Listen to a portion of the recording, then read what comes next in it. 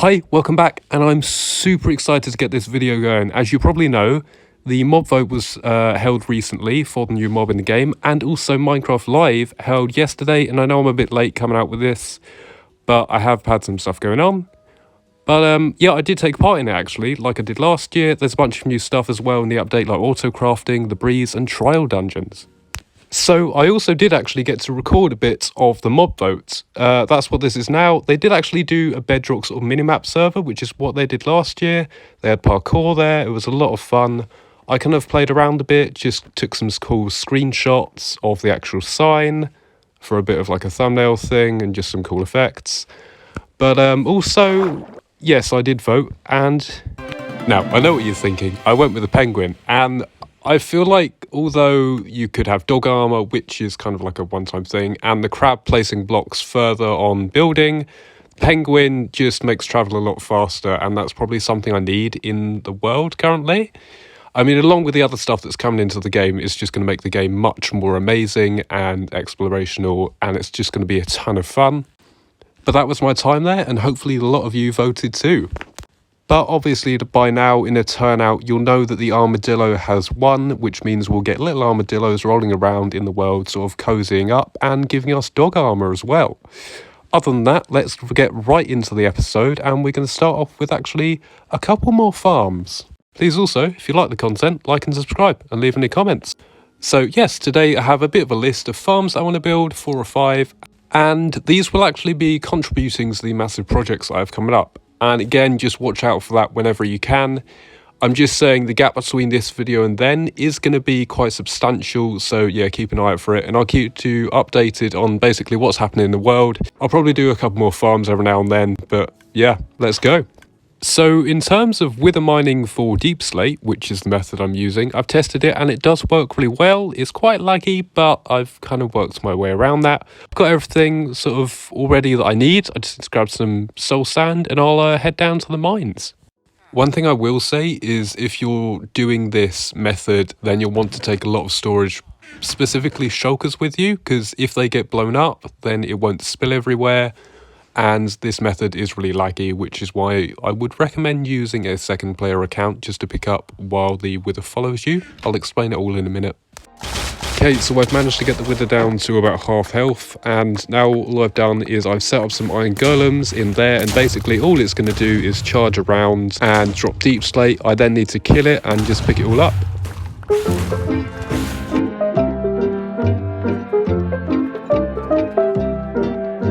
Basically just going to do the same thing about 6 more times. I'll see you in a bit.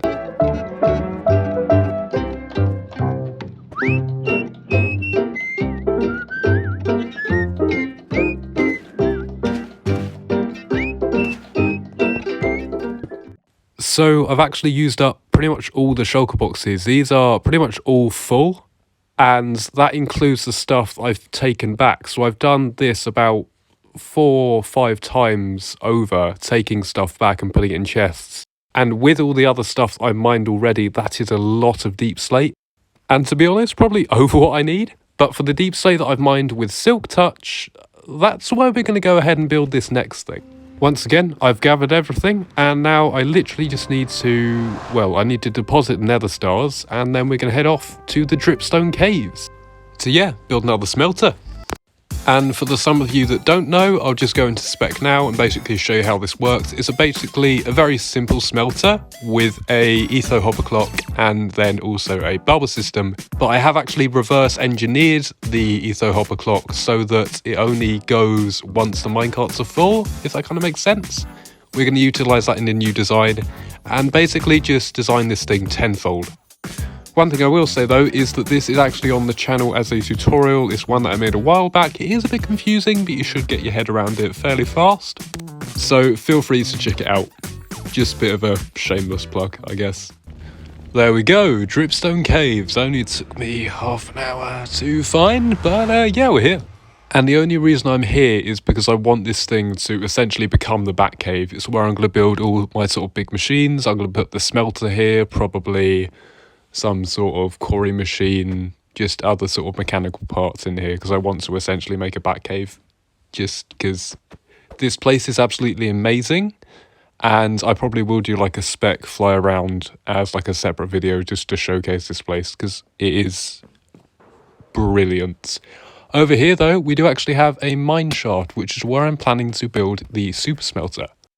That right there is a sight. That looks amazing. Wow. Well, I know where I'm getting my thumbnail from. Does look like we've got some spawners though, so I'm just going to get rid of these quickly, along with probably all the cobwebs as well. It'll give me some decent string, so yeah. But I'll be back in a minute.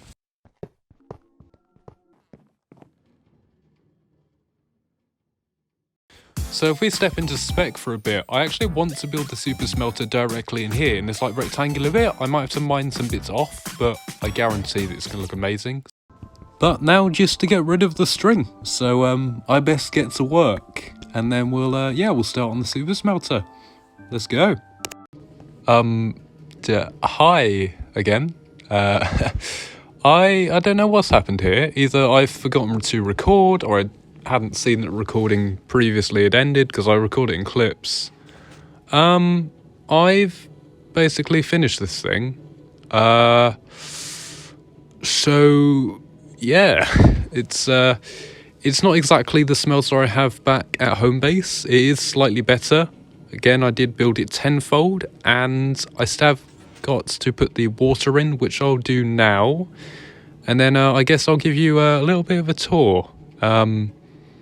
It's basically the same system though. Okay, so now that the water is in, as you can see, yeah, it's basically the same thing. We've got inputs and fuel inputs over here. I probably will make a water system in the future just to make it a bit more, well, futuristic and easy to access, and hopefully have some sort of splitter that goes to both sides. Because this is a double smelter, you've got one side smelter, another side smelter, just in case you want to do different things, or you can have loads of them at once. This is, I think, about 40 furnaces, because it's 20 down.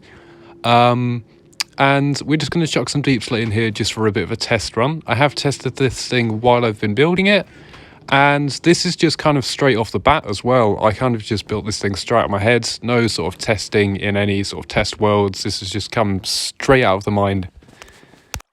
To be honest, I think I kind of just got lost in my thoughts. But yeah, it spurred something amazing and super efficient. Why are they not lighting? Oh yeah, so the clock actually stops the minecarts from going while they're loading, and only once they're fully loaded. And this is for both sides. If one side isn't fully loaded, the other side won't go, which means it all runs on the same timing, which is just excellent. And then obviously you have the water system, which just drops all your output. So you could have a hopper at the ends here going into a shulker loader, and then just you could be off, or you could just stand here and collect it yourself, which is probably what I'm going to do. Why is that not? Actually, none of the furnaces look. Can you not smelt deep slate? So if we come down here, we'll actually see the unloader. So it has shooters that go into the water stream, which drop things off. Yeah, the deep slate isn't smelting. Okay, so now there's a ton of deep slate in this thing, and I'm gonna have to empty it all. But basically, if something smeltable went in here, it would go into the chest, get shot out the top, and I would collect it. That's basically the whole, well, this sort of farm. And I say it like that because it's not really a farm, it's more a machine. I had a lot of fun building this thing. I might do a tutorial for this thing. Not quite soon though, because I have got the projects coming up. Probably at some points in November though. But yeah, I'll see you at the next location. And here we see the wild mud converter, sat amongst the many swamp trees in the mangrove biome. Yeah, we're back. Mangrove biome. I've actually come here to build both a mud to clay converter and just a clay farm all around for terracotta purposes. But if we jump into spec once again, we can just have a quick fly around on a separate account just to look for a good location. And I actually think this sort of large patch of water over here is a good space. It's fairly near the mud farm and it's got good access. And to be honest, probably will be the host of a lot of the other farms in the area because there are so many sort of nooks here that I can build farms in. And I could probably have 4 surrounding like a centre one. But I basically got plans, so I know what I'm doing. And other than that, Let's go.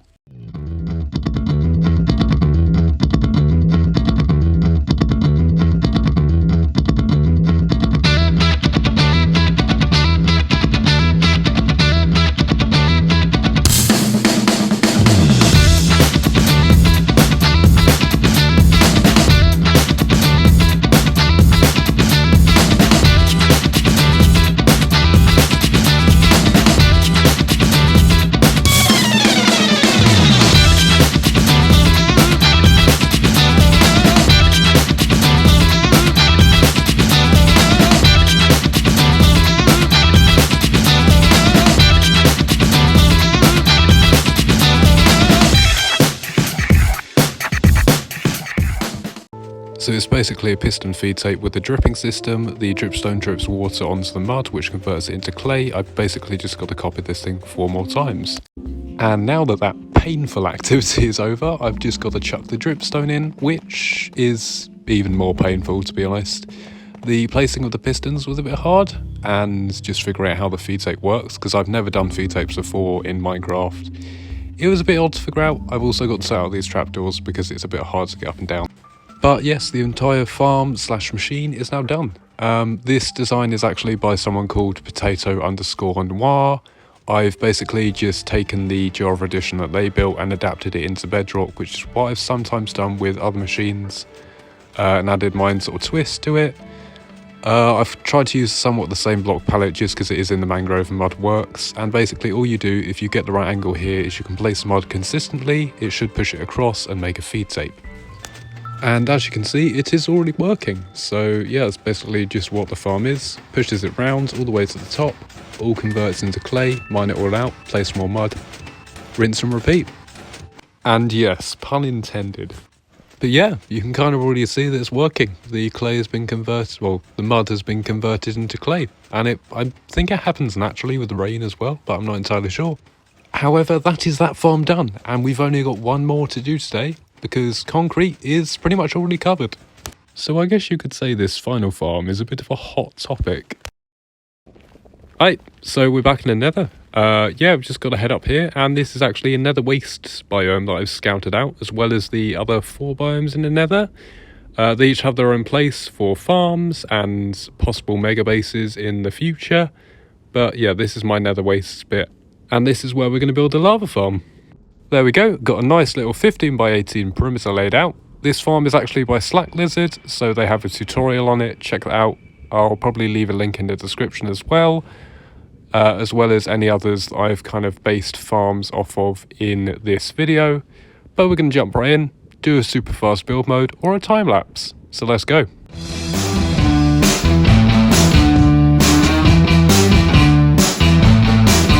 When I saw you downtown, I started acting like a clown, just to see if you would notice me and maybe get you to laugh.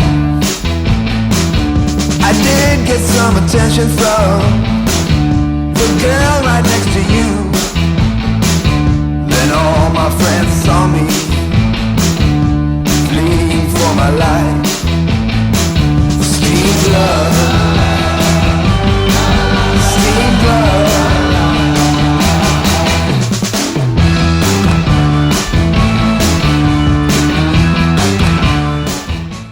So at this point, I remembered that lava naturally drips from dripstone in the nether. I got a steam blood.